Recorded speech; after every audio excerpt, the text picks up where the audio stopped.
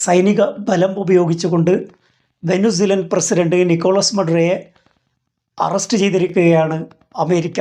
മറ്റൊരു രാജ്യത്തലവനെ ആ രാജ്യത്ത് പോയി കീഴടക്കി കൊണ്ടുവരുന്നത് എല്ലാ ജനാധിപത്യ മര്യാദകൾക്കും എതിരാണ്. ഒരു രാഷ്ട്രത്തലവനോട്, ഒരു രാജ്യത്തോട് കാണിക്കുന്ന ഏറ്റവും വലിയ അനീതിയും അന്യായവുമാണത്. മറ്റൊരു രാജ്യത്തിൻ്റെ പരമാധികാരത്തിൽ ഇടപെട്ടുകൊണ്ടാണ് അമേരിക്ക ഇപ്പോൾ ഇത്തരം പ്രവർത്തികൾ ചെയ്തുകൊണ്ടിരിക്കുന്നത്.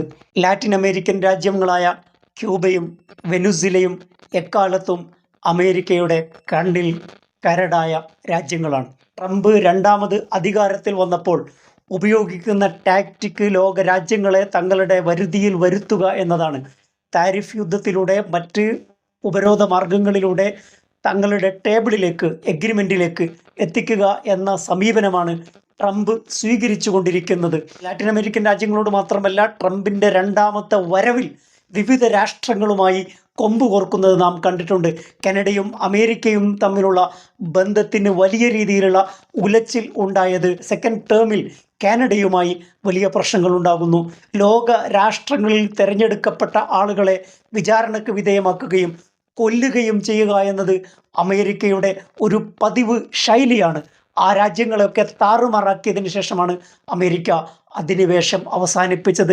ഇറാഖിനെ ഛിന്ന ഭിന്നമാക്കി, ലിബിയയെ തകർത്തു. ലോക രാജ്യങ്ങളെയൊക്കെ തകർക്കുന്ന വിധത്തിലുള്ള ഇടപെടലാണ് അമേരിക്ക നടത്തിക്കൊണ്ടിരിക്കുന്നത്. ബാഹ്യശക്തികളുടെ ഇടപെടൽ വഴി സ്ഥാപിക്കപ്പെടുന്ന എല്ലാ അധികാര കൈമാറ്റങ്ങളും പാവ സർക്കാരുകളാണ് നിലവിൽ വരിക. അമേരിക്കൻ താല്പര്യമാണ് അവിടെ നടപ്പാക്കപ്പെടുക. വെനുസിലയിലെ വലിയ എണ്ണ സമ്പത്ത് അമേരിക്കക്ക് ലഭിക്കും.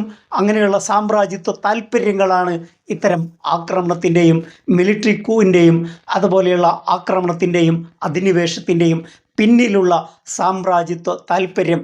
ദേശാഭിമാനമുള്ള, ആത്മാഭിമാനമുള്ള ഒരു ജനത ഇത്തരം അധിനിവേശത്തെ ചെറുത്തു തോൽപ്പിക്കുക തന്നെ ചെയ്യും.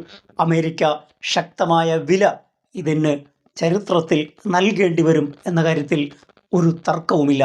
മറ്റൊരു വിഷയവുമായി അടുത്ത എപ്പിസോഡിൽ. Thank you for watching.